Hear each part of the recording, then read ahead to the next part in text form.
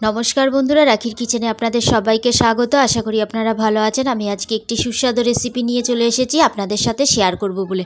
যদি রেসিপিটা ভালো লাগে লাইক করবেন, কমেন্ট করবেন আর সাবস্ক্রাইব করার অনুরোধ রইল। পাশে থাকা বেল আইকনটাকে টিপে দেবেন।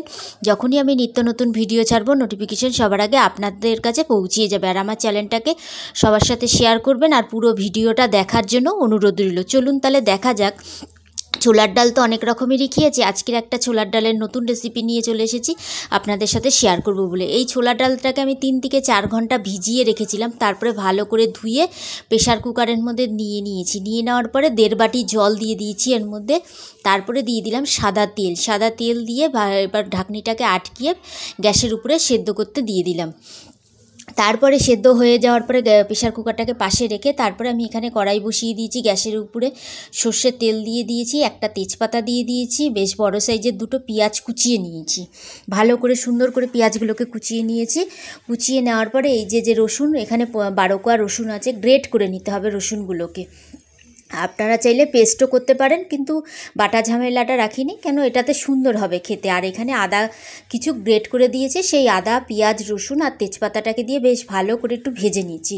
পেঁয়াজগুলো যখন এরকম লালচে লালচে ভাজা হয়ে যাবে, তারপরে আমি এখানে 200 গ্রাম চিকেন নিয়ে নিয়েছি, একদম সলিড চিকেন। এখানে কোনো হাড়গোড় কিছু নেই।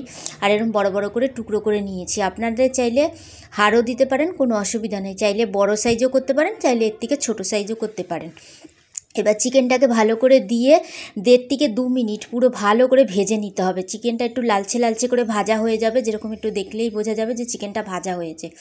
এবার চিকেনটাকে আস্তে আস্তে ভালো করে ভাজা হয়ে গেছে একটু লালচে করে। এবার আমি পরপর মশলাগুলো দিয়ে দিচ্ছি।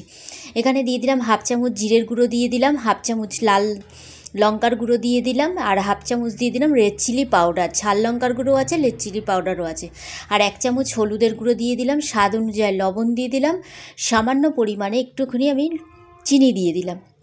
চিনিটা দিয়ে দেওয়ার পরে বেশ বড় সাইজের একটা টমেটম কুচিয়ে রেখেছিলাম, সেই টমেটমটাকে দিয়ে দিলাম। এখানে 4 থেকে 5খানা কাঁচা লঙ্কা দিয়ে দিলাম। দিয়ে ভালো করে এটাকে এবার একটু ভাজা করে নেব। ভাজা করতে একটু দেখলাম বেশ একটুখানি ভাজাটা পুড়ে যেতে পারে, সেই কারণে সামান্য পরিমাণের একটু যেরকম চায়ের কাপ খাই সেই চায়ের কাপের 1/2 কাপ জল দিয়ে ভালো করে এটাকে এবার 1.5 থেকে 2 মিনিট ভালো করে কষিয়ে নিতে হবে। ভালো করে কষাতে মাঝখানে আমি দিয়ে দিলাম গরম মশলা, 1/2 চামচ গরম মশলা গুঁড়ো দিয়ে দিলাম।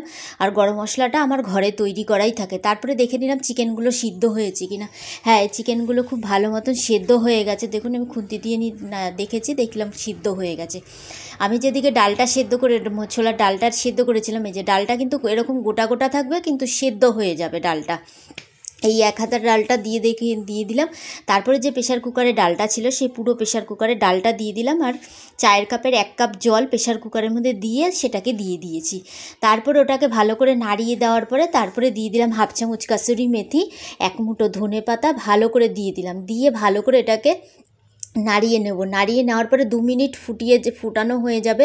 তারপরে এখানে 1/2 চামচ ঘি দিয়ে দিতে হবে। ঘিটাকে দিয়ে বেশ ভালো করে নাড়িয়ে নিতে হবে। আবার এরকমই 1 মিনিট ধরে আবার একটুখানি ভালো করে ফুটিয়ে নিয়ে রেডি করে নিতে হবে। তারপরে একটু মাখা হয়ে গেলে এবার হয়ে গেছে।